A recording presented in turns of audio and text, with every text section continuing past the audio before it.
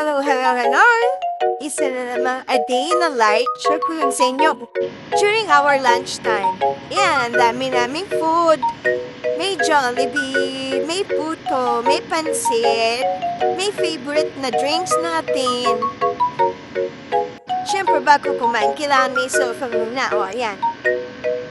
At hindi ko rin magets bakit sila mga nakayuko. Diba, pwede namang nakatayo.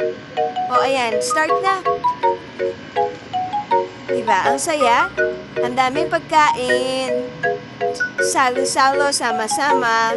And guys, kasama pala namin si Mr. Clean. Ayun. O, diba, kilala niyo ba yan? Ang cute, diba? At ang aming cute na kitty agent.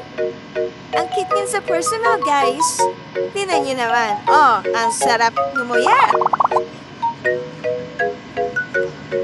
Ang saya-saya na lang tingnan, hindi ba? Well, actually, kasama din ako. Nandiyan lang ako sa gilid. At ako ang kanilang videographer habang sila ay nagkakagulong sumandok ng pansip. Ayan, oh.